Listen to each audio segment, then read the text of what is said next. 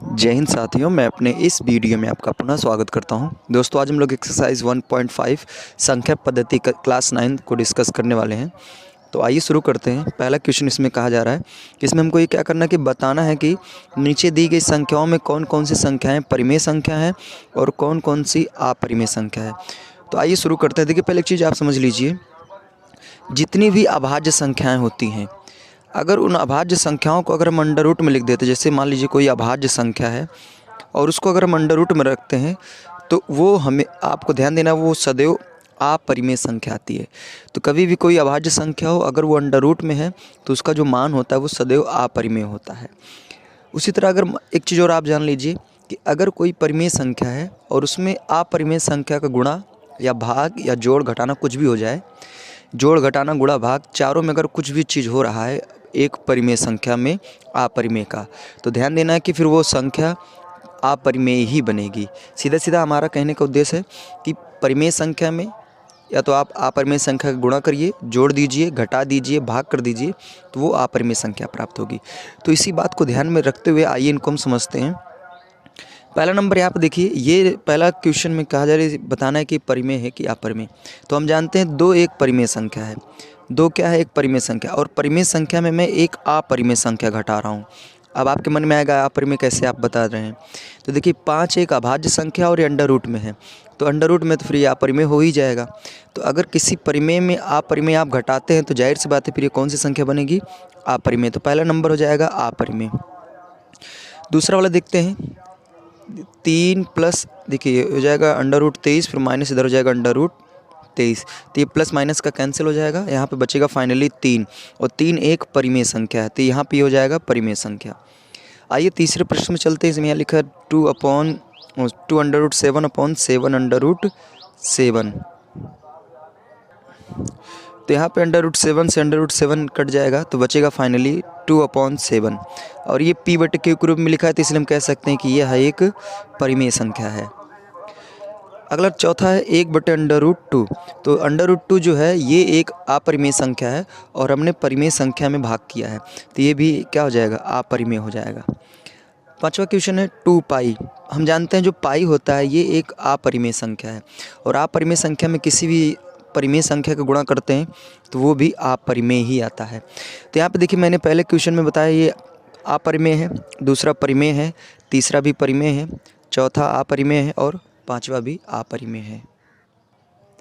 आइए दूसरे प्रश्न की ओर चलते हैं। इसमें कह रहा है निम्नलिखित व्यंजकों में से हमको क्या करना है, प्रत्येक व्यंजक को सरल करना है। तो आइए सरल करते हैं। तो आप पहला क्वेश्चन यहाँ देख लीजिए 3 अंडर रूट 3 गुणे 2 प्लस अंडर रूट 2। तो देखिए, इसका गुणा पहले इसमें करेंगे तो जाएगा 3 दूनी 6, फिर इसका इसमें करेंगे तो जाएगा प्लस 3 अंडर रूट 2, फिर अब इसका इसमें करेंगे तो जाएगा प्लस 2 अंडर रूट 3, प्लस इसका इसमें करेंगे तो हो जाएगा अंडर रूट 6। फाइनली इसको हम चलिए इसको हम यही छोड़ देते हैं, यही है इसका आंसर। अगला देखते हैं नेक्स्ट क्वेश्चन। देखिए यहाँ पे बन रहा है सूत्र, एक कोष्टक में प्लस बी, दूसरे कोष्टक में ए माइनस बी, तो ये बन जाएगा फाइनली एक कोष्टक में ए प्लस बी, दूसरे कोष्टक में ए माइनस बी बन रहा है, और यहाँ पे ए की जगह पे 3 है, बी की जगह पर अंडर रूट 3 है। तो इसको मैं लिख सकता हूँ, क्योंकि ये सूत्र होता है A square minus B square, तो ए का मतलब यहाँ जाएगा 3 का स्क्वायर, माइनस बी का मतलब हो जाएगा अंडर रूट 3 का स्क्वायर, तो हो जाएगा 3 त्रिक 9, माइनस इसका करेंगे तो यहाँ पे 3 आएगा, और 9 में से 3 घटेगा तो फाइनली 6 आ जाएगा। उसी तरह इस वाले में चलते हैं, तीसरे वाले में। इसमें देखिए ए प्लस बी को होल स्क्वायर के रूप का दिख रहा है, तो हम जानते हैं इसका सूत्र होता है A square plus B square plus 2ab। तो यहाँ पे ए का मतलब अंडर रूट 5, बी का मतलब अंडर रूट 2, तो यहाँ पर जाएगा अंडर रूट 5 का स्क्वायर प्लस अंडर रूट 2 का square plus 2ab, 2 under root 5 into under root 2, तो इसका हो जाएगा 5 के अंडर रूट निकालेंगे तो इसका 5 आएगा, प्लस इसका 2 आएगा, और इसका मल्टीप्लाई करेंगे तो जाएगा 2 अंडर रूट 10। अब इसको जोड़ देंगे तो ये हो जाएगा 5 और 2 7 प्लस 2 अंडर रूट 10, तो यही हो गया इसका सरलीकरण। आइए चौथे वाले प्रश्न में चलते हैं। चौथा वाला प्रश्न है, ब्रैकेट में दिया under root 5 minus under root 2 और under root 5 plus under root 2। तो ये पुनः ए कोष्टक में प्लस बी दूसरे कोष्टक में माइनस बी वाला बन रहा है, तो इसको भी वैसे लिख सकते हैं। तो यहाँ हो जाएगा अंडर रूट 5 का स्क्वायर माइनस अंडर रूट 2 का स्क्वायर। तो यहाँ हो जाएगा इसका 5 माइनस इसका हो जाएगा 2, क्योंकि अंडर रूट 5 का वर्गमूल करेंगे तो यानी वर्गमूल नहीं वर्ग करेंगे तो 5 आएगा, और 2 का वर्ग करेंगे तो 2 आएगा, अंडर रूट 2 का वर्ग करेंगे तो 2 आएगा। इसको घटाएंगे तो फाइनली यहाँ पे 3 आएगा। तो ये इसका हो गया सरलीकरण। आइए तीसरे प्रश्न की ओर चलते हैं। इसमें कह रहा है कि आपको याद होगा कि पाई को एक वृत्त की परिधि और उसके व्यास के अनुपात से परिभाषित किया जाता है। अर्थात पाई का जो मान होगा वो उस पाई का मान पाई बराबर होता है C/D, जहाँ पे C वृत्त की परिधि है और D मतलब उसका डायमीटर यानी व्यास है। इस तथ्य का अंतर्विरोध करता है कि पाई अपरिमेय संख्या है। इस अंतर्विरोध का निराकरण किस प्रकार करेंगे? देखिए, हम लोगों ने वृत्त में पढ़ा होगा कि जो पाई का मान होता है वो एक्चुअली में होता है 22, मतलब हम लोग लिखते हैं सवालों में हल करने के लिए 22/7। एक्चुअली में मान इसका होता नहीं है, ये लगभग इसका मान है। और यहाँ पे देखिए हम जानते हैं कि जो पाई है ये एक अपरिमेय संख्या है, और यहाँ पे इसके बराबर में लिखा है 22/7, और 22/7 एक परिमेय संख्या है। तो ये अपरिमेय अगर बोला जा रहा है और ये परिमेय है तो ये दोनों बराबर हो नहीं सकते। तो इसमें ये कहा जा रहा है कि अंतर विरोध यानी उल्टा अपोजिट हो रहा है। तो इसको इस जैसे ये अपरिमेय है तो इधर भी अगर हमको अपरिमेय के रूप में व्यक्त करना है तो क्या करेंगे? तो इसका सीधा सा जवाब ये है कि अगर इन दोनों को अपरिमेय बनाना है तो यहाँ पे देखिए जो C/D लिखा है ना, यानी पाई का मान जो होता है C/D के रूप का होता है। तो इसमें से क्या होगा, देखिए अगर ये परिमेय है तो इनमें से किसी एक को, या तो C को या तो D को, किसी एक को अपरिमेय होना पड़ेगा। अगर C या D में अगर कोई एक अपरिमेय हो जाएगा तो ऑटोमेटिक ये परिमेय इधर भी बन जाएगा, तो दोनों आपस में क्या हो जाएंगे?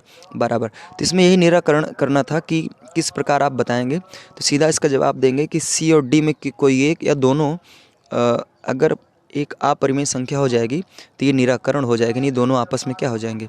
बराबर हो जाएंगे। यही इसमें बताना था। आइए चौथे प्रश्न की ओर चलते हैं। इसमें कह रहा है कि संख्या रेखा पर अंडर रूट 9.3 को क्या करना है? निरूपित करना है। तो इसको इजीली हम ऐसे निरूपित कर सकते हैं। पहले आप क्या करिए, एक संख्या रेखा खींचिए और सेंटर पे होता है 0, इसकी इधर आएंगे तो -1 -2 -3, इधर जाएंगे तो ये जाएगा +1 +2 +3, ऐसे डॉट डॉट इधर भी जाएगा।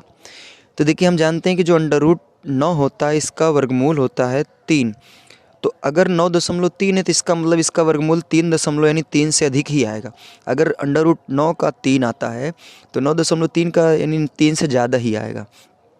तो 3 से ज़्यादा आने का मतलब ये है कि ये 3 और 4 के बीच में आएगा। तो अगर हम अंडर रूट 9.3 को दर्शाना चाहें संख्या रेखा पर तो कुछ कहीं यहाँ पे आएगा, यानी 9.3 होगा वो 3 और 4 के बीच में होगा। ठीक है, तो ये ही इसका यहाँ पे जो मैंने ये चीज़ लिख दिया है यही है अंडर रूट 9.3 का। तो संख्या रेखा पर हमने क्या किया, इसको निरूपित कर दिया। उम्मीद करूँगा ये वाला क्वेश्चन आपको समझ में आया होगा। अब आइए पांचवा लास्ट क्वेश्चन पे चलते हैं। इसमें कह रहा है कि निम्नलिखित के हरों का क्या करना है? परिमेयीकरण करना है, यानी हर का हमें परिमेयीकरण करना है। तो पहला है 1/√7, इसका मुझे परिमेयीकरण करना है। तो क्या करेंगे, हर में दिया √7 तो हम लोग ऊपर नीचे √7 का मल्टीप्लाई करेंगे। तो √7 करना √7 हो जाएगा और इसका √7 का गुणा 7 हो जाएगा। तो इसका हो गया परिमेयीकरण। उसी तरह दूसरे प्रश्न में आते हैं। इसमें √7 माइनस √6 इसका परिमेयीकरण करेंगे। तो कभी भी अगर इस तरह रहे तो परिमेयीकरण में क्या होता है कि चिन्ह बदल जाती है और ऊपर नीचे वही गुणा कर देते हैं।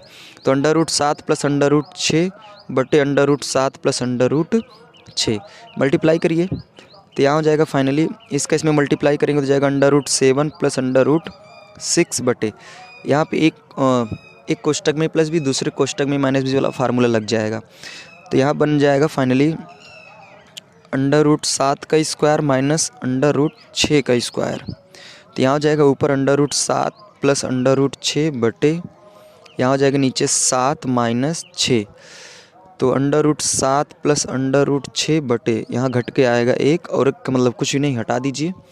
तो यहाँ फाइनली हो जाएगा √7 + √6। यही आपका क्या हो जाएगा आंसर। उसी तरह आइए अगले प्रश्न की ओर चलते हैं। देखिए अगला प्रश्न दिया है 1/√5 + √2। इसका हमें परिमेयीकरण करना है, तो हम क्या करेंगे, चिन्ह बदल कर √5 - √2 ऊपर नीचे क्या करेंगे, मल्टीप्लाई कर देंगे। तो इसका इधर मल्टीप्लाई हो जाएगा तो हो जाएगा √5 - √2 बटे, यहाँ पे फिर वही एक कोष्टक में प्लस भी, दूसरे कोष्टक में माइनस भी वाला फार्मूला लग जाएगा। तो यहाँ हो जाएगा √5 का स्क्वायर, क्योंकि a² - b² बनेगा, यहाँ पे अंडर रहेगा, तो √2 का स्क्वायर।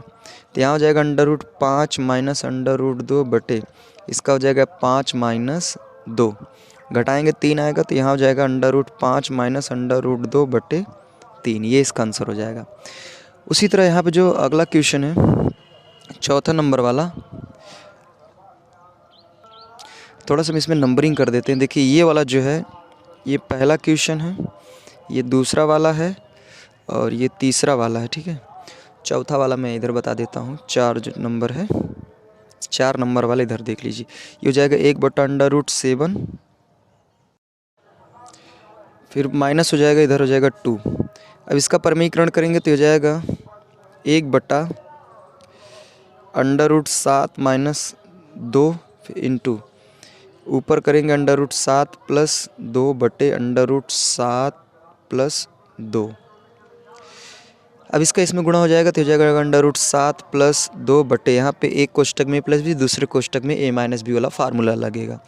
तो हो जाएगा √7 का स्क्वायर माइनस 2 का स्क्वायर, तो ऊपर जाएगा √7 + 2 बटे, यहाँ हो जाएगा 7 - 4, घटा देंगे तो 3 आएगा नीचे, तो हो जाएगा √7 + 2 बटे, नीचे आएगा 3, और यही इसका हो जाएगा फाइनली आंसर।